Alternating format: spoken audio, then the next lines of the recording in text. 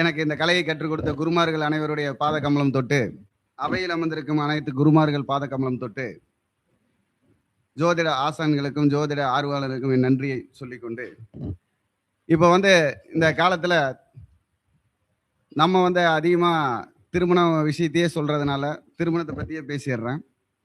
இப்போ ஏன் திருமணம் லேட் ஆகுது, ஏன் அதிகமா திருமணம் லேட் ஆகுது, திருமண பாதிப்பு ஏன் வருது அப்படிங்கிறது ஜாதகத்துல ஒரு ஜாதகத்தை பார்த்ததும் நமக்கு இந்த ஜாதகத்துக்கு திருமண பாதிப்பு இருக்கு, இல்ல திருமணம் லேட் ஆகும், தாமதமாகும் அப்படிங்கிறத எப்படி நம்ம தெரிஞ்சுக்கலாம் அப்படிங்கிறத பத்தி தான் நாம இப்ப சொல்ல போறோம்.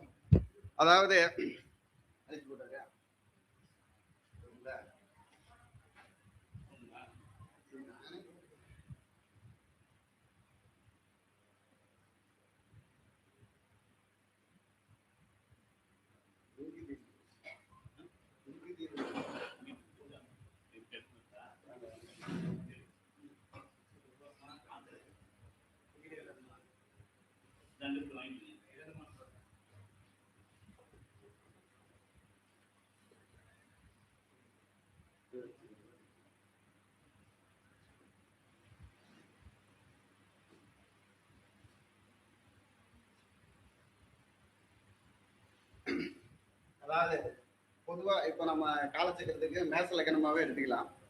இந்த மேச லக்னாதிபதி 2ல இருக்கார், அந்த காலச்சக்கரத்துக்கு 7 கூடிய சுக்கிரன் 6ல இருக்கார், அதே மாதிரி மேச லக்னத்துக்கு 8 கூடிய செவ்வாய் 2ல இருக்கார் அப்படின்னு வச்சுக்கீங்கள. இந்த லக்னத்துக்கு 2 7ங்கிறது மாரகஸ்தானம். இந்த லக்னத்துக்கு அதாவது சர லக்னத்துக்கு 2 7ங்கிறது மாரகஸ்தானம். இது நீங்க எந்த லக்னத்துக்கு வேணாலும் எடுத்துக்கலாம், ஸ்தரம் சிரம் உபயம் எந்த லக்னத்துக்கு வேணாலும் எடுத்துக்கலாம். அந்த மாதிரி லக்னத்துக்கு 2ஆம் அதிபதி 6 7 8ஆம் அதிபதியோட தொடர்பு கொண்டால் அவங்களுக்கு பாத்தீங்கன்னா திருமண பாதிப்போ திருமணம் லேட்டோ அதாவது திருமண தாமதமோ வரும் உறுதியா. அதே போல ஒவ்வொரு கிரகமும் இப்ப சுக்கிரன் தான் வீட்டுக்கு 12ல இருக்கார், அதே மாதிரி குரு தான் வீட்டுக்கு 12ல இருக்கார். இந்த 12ல இருக்கக்கூடிய குரு அந்த சுக்கிரனை பாக்குறார் அப்படின்னு வச்சுக்கல, அப்பவும் அங்க திருமண தாமதம் வரும்.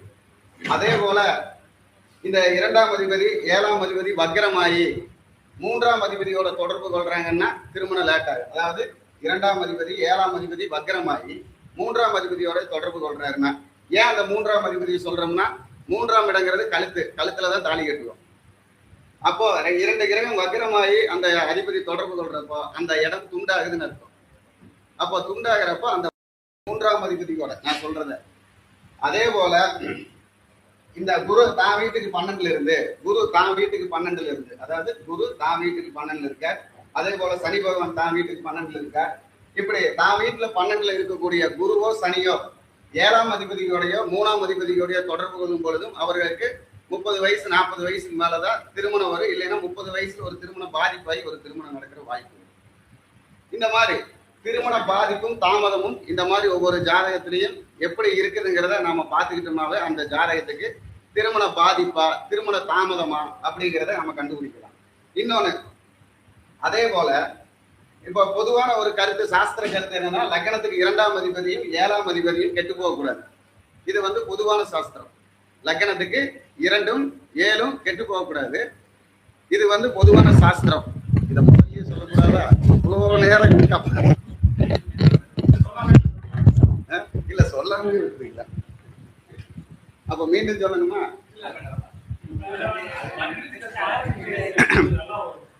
அப்போ இந்த லக்னத்துக்கு 2ஆம் அதிபதி 7ஆம் அதிபதி கெட்டு போகிறார் அப்படின்னா நமக்கு திருமண தாமதம் கண்டிப்பாக வரும். லக்னத்துக்கு 2ஆம் அதிபதி 7ஆம் அதிபதி கெட்டு போகும் பொழுது. அதே போல லக்னத்துக்கு 2ல் பாதகாதிபதியோ மாரகாதிபதியோ போய் இருந்து அவர் 3ஆம் அதிபதியோடையும் 11ஆம் அதிபதியோடையும் தொடர்பு கொண்டாலும் அவர்களுக்கு வயது முதிர்ந்த திருமணம் தான் நடக்கும். லக்னத்துக்கு 2ஆம் இடத்தில் பாதகாதிபதியோ மாரகாதிபதியோ போய் இருந்து அவரோடு 3ஆம் அதிபதியும் 11ஆம் அதிபதியும் தொடர்பு கொள்றாருன்னா அவங்களுக்கு முதிர் வயது கல்யாணம் தான் நடக்கும். முதிர்ந்த வயதில் இல்ல முதிர்ந்த வயதுடையவரோடு அப்படின்னு எடுத்துக்கலாம்.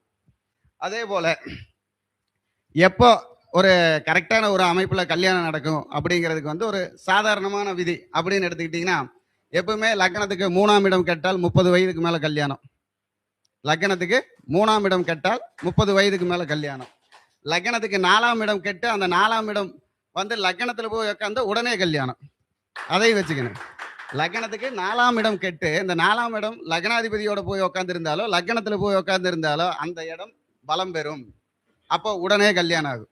உடனேனா எப்போ? 21 வயசு 20 வயசுலயே கல்யாணம் ஆகு. பொண்ணா இருந்தா 16 வயசு 17 வயசுல கல்யாணம் ஆகு. ஆனா வெளியில தெரியாதுன்னு மட்டும். அப்போ இந்த மாதிரி லக்னத்துக்கு 7ஆம் அதிபதி போய் லக்னத்துல உட்கார்ந்துருக்கார். அது ஒரு 12ஆம் அதிபதியோட தொடர்பு கொள்றாரப்போ நம்ம என்ன சொல்லணும்?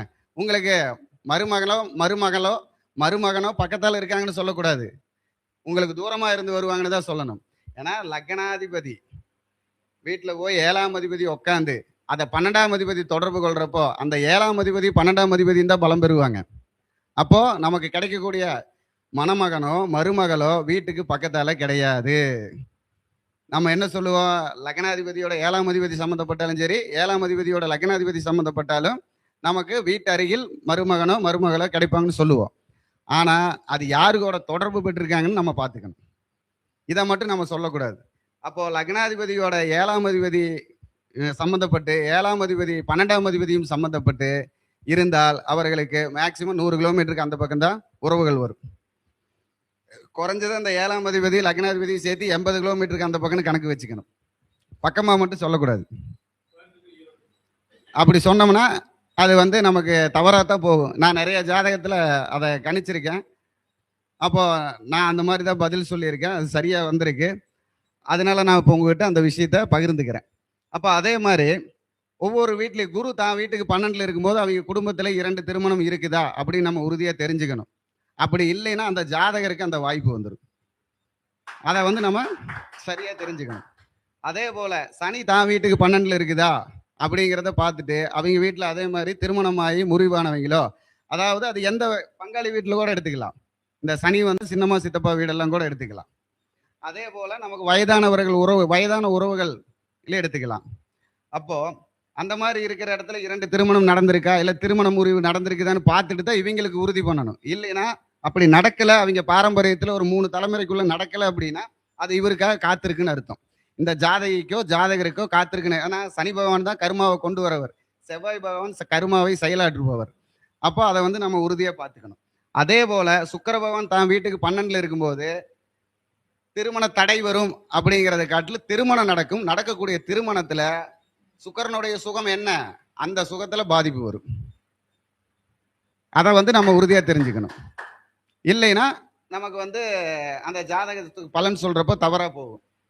அப்போ அதாவது ஒரு ஜாதகத்துல அதிகமா எந்த ஒரு கிரகம் வந்து தான் வீட்டுக்கு 12ல் நின்னாலும் அந்த கிரகம் அந்த 12ஆம் இடத்துக்கு உண்டான பலனைத்தான் செய்யுமோ வழிய தான் வீட்டுக்கு முன்னாடி இருக்குன்னா 6ஆம் இடத்து பலனையோ 5ஆம் இடத்து பலனையோ செய்யாது.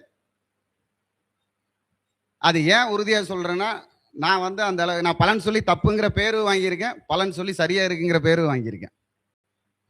ஏன்னா நிறைய சிஸ்டத்துல சொல்லுவாங்க அந்த இடத்துக்கு 12ஆம் இடம் வேலை செய்யும் அப்படிம்பாங்க. என்ன வேலை செய்யுங்கிறத யாரும் சொல்றது இல்லை. அது எந்த விஷயத்துக்கு வேலை செய்யுங்கிறது யாரும் சொல்றது இல்லை. 7க்கு 6 12 வந்தா அந்த 7க்கு 6 12ங்கிறது வேலை செய்யும், 7ஆம் இடத்தை ஆக்டிவேட் பண்ணி தரும். 6க்கு 5ங்கிறது 6ஆம் இடத்தை ஆக்டிவேட் பண்ணி தரும். அது எப்படி அப்படிங்கிறது நம்ம தெரிஞ்சுக்கணும். இப்போ இந்த 6க்கு 5ங்கிறது பொதுவாக நிலையான வருமானம்னு சொல்ற இடம். 6ஆம் இடங்கிறது தொழில். அப்போ 6க்கு 5 வேலை செஞ்சா தானே வருமானம் வரும். அதனாலதான் 6க்கு 5 வேலை செய்யணும் அப்படிங்கிறாங்க. அதே 7க்கு 6ங்கிறது நம்ம வந்து என்ன எடுத்துக்கிறோம்? ரோகம்னு எடுத்துக்கிறோம், சத்ருன்னு எடுத்துக்கிறோம். 7க்கு 6 வேலை செஞ்சா என்ன ஆகும்? அந்த இடத்துல பிரிவு தானே வரும். கலத்துறதுக்கு அந்த இடத்துல கலத்துறதுக்கோட சந்தோஷமா இருப்பாங்கன்னு சொல்ல முடியுமா? அப்போ அதை யோசிக்கணும். அது இல்லாம ஒவ்வொரு இடத்துக்கு 12ஆம் இடம் வேலை செய்யும், அது கொடுக்கும், அதை எடுக்குன்னு சொன்னா நிறைய பேர்த்த கெடுத்து தான் இருக்குது, கொடுத்ததில்லை. அதை உறுதியா நம்ம ஜாதகத்துல சரிவர பார்த்துக்கணும். இல்லைன்னா தவறான ஒரு அமைப்புல தான் நம்ம பதில் சொல்ல முடியும். ஒரு ஜாதகருக்கு ஒரு ஜோதிடர் பலன் சொல்ற விஷயத்துல தப்பா போகுதுன்னா ஏன் போகுது? இதனாலதான். இந்த இடத்துல எடுத்துக்கிறப்ப பாரம்பரிய குணத்தை எடுத்துக்கணும். அதுக்கு 2ஆம் இடத்துக்கு எடுத்துக்கிறப்ப அந்த 2ஆம் இடத்து குணத்தையும் எடுத்துக்கணும். இங்க 2ஆம் இடத்து குணத்தையும் 7ஆம் இடத்து குணத்தையும் எடுத்துக்கணும். இங்க 6ஆம் இடத்து குணத்தையும் 12ஆம் இடத்து குணத்தையும் எடுத்துக்கணும். அப்போ இங்க 2 7 இங்க 6 12 இந்த 4 இடமும் எப்படி இருக்குது, அந்த பாவகாதிபதிகள் எப்படி இவங்களுக்கு செயல்படுறாங்கன்னு பார்த்து தான் பலன் சொல்லணும். அதை விட்டுட்டு இந்த இடத்துக்கு இந்த இடம் செயல்படுன்னு மட்டும் பலன் சொல்லக்கூடாது. அது சொன்னா தவறாதான் போகுது எனக்கு தெரிஞ்சு. அப்போ இந்த மாதிரி திருமண தாமதமும் தடையும் இப்படித்தான் ஏற்படுது ஒவ்வொரு ஜாதகத்திலையும். அதுக்கு தகுந்த மாதிரி நம்ம முயற்சி பண்ணி பார்த்துக்கலாம். அப்போ ஒரு ஜாதகத்துக்கு நம்ம சொல்ற இடம்னா 2, 7 கெடாம பார்த்துக்கணும். இன்னொன்று, இந்த 3ஆம் அதிபதி 2ஆம் அதிபதியோடையும் 7ஆம் அதிபதியோடையும் பாதிக்குதான்னு பார்த்துக்கணும். அதே போல 3, 7, 11 தொடர்பு வந்து லக்னாதிபதி தொடர்பு கொண்டா வயதானவர்களையோ இல்லை வயதானவர்களுடைய வாழ்க்கையோ வரும். வயதான வாழ்க்கையோ வயதானவர்களுடன் வாழ்க்கையோ வரும். அதை வந்து நம்ம தெளிவாக பார்த்துக்கணும். இன்னொன்று, லக்னாதிபதி 7ஆம் அதிபதியை தொடர்பு கொண்டோ 7ஆம் அதிபதி லக்னாதிபதியை தொடர்பு கொண்டோ அவருடன் 3ஆம் அதிபதியோ 12ஆம் அதிபதியோ தொடர்பு கொண்டால் நம்ம வந்து திருமண வாழ்க்கை வெளியில தேட சொல்றது நல்லது. அதே போல 2ஆம் தர திருமணத்துக்கு ரெடியா இருக்கிறது நல்லது. அப்படி இருக்கும் பொழுது திருமண வாழ்க்கையில் ஒரு சுபிக்ஷம் வரும் அப்படின்னு சொல்லி இந்த வாய்ப்பு கொடுத்த லட்சுமி பிரசன்ன ஜோதிடம் கவிதா லட்சுமிக்கு என்னுடைய நன்றியையும் வாழ்த்துக்களையும் சொல்லி மேலும் மேலும் இந்த கருத்தரங்கம் வளர்ந்து வர கடவுளை வேண்டிக் கொண்டு